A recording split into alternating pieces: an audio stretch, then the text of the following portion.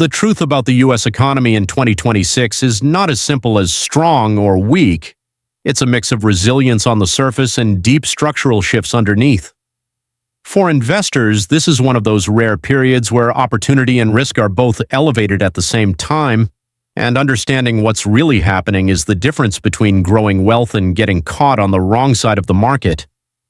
At first glance, the U.S. economy still looks stable, growth is positive, unemployment remains relatively low, and major industries like technology and healthcare continue to expand. But this stability is heavily influenced by policies and conditions that are very different from the easy money era of the past decade. The biggest change shaping everything in 2026 is the long-lasting effect of higher interest rates. Borrowing is no longer cheap, and that has completely changed how both consumers and companies behave. Mortgages are more expensive, corporate loans cost more, and credit-driven spending has slowed down. This has cooled parts of the economy, especially housing and small business expansion, but it has also created a new environment where capital is valued more carefully than before. Inflation is another major factor still shaping the economy in 2026.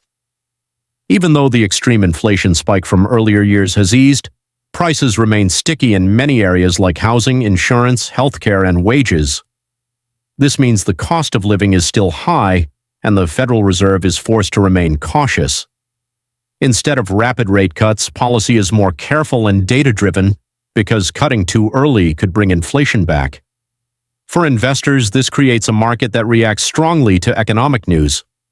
A single inflation report or policy comment can move markets significantly, which increases short-term volatility. Another major reality is the growing burden of government debt. The U.S. has accumulated record levels of debt over the years, and now higher interest rates mean the cost of servicing that debt is becoming a serious long-term challenge. While this doesn't create an immediate crisis, it does limit how much the government can stimulate the economy in the future without consequences. Investors need to understand that fiscal flexibility is shrinking, and that will influence everything from taxation policy to long-term growth expectations. Despite these challenges, the U.S. economy is not weak, it is transforming. One of the strongest forces driving growth is technological innovation, especially artificial intelligence, automation, and advanced computing. These technologies are improving productivity across industries, reducing costs for companies, and creating entirely new business models. The companies that are leading in AI, data infrastructure, and digital services are becoming the new backbone of the economy. At the same time, the shift toward clean energy and domestic manufacturing is reshaping industrial growth, supported by government incentives and global supply chain restructuring. The job market also tells an interesting story. While employment remains relatively strong, job growth is not as explosive as in earlier recoveries. Many companies are focused on efficiency rather than expansion, partly due to higher costs and economic uncertainty. Wage growth has helped consumers maintain spending power, but it also increases pressure on businesses' profit margins. In this kind of environment, companies with strong pricing power and efficient operations tend to outperform, while weaker businesses struggle to adapt. Globally, the U.S. economy is also being influenced by shifting geopolitical and trade dynamics. Countries are increasingly focused on securing their own supply chains and reducing dependency on foreign markets. This re-globalization trend is leading to higher costs in some areas, but also creating domestic opportunities in manufacturing, energy, and critical technology sectors.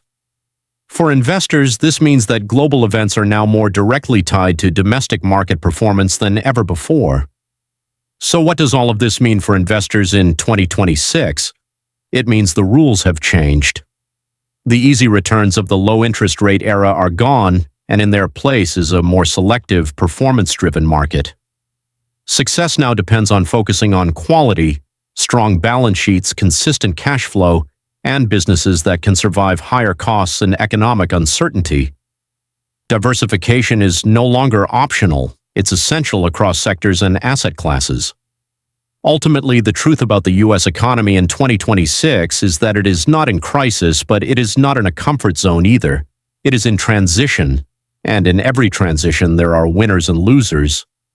Investors who understand this shift, stay patient, and adapt their strategies accordingly are the ones most likely to build long-term wealth in this new economic era.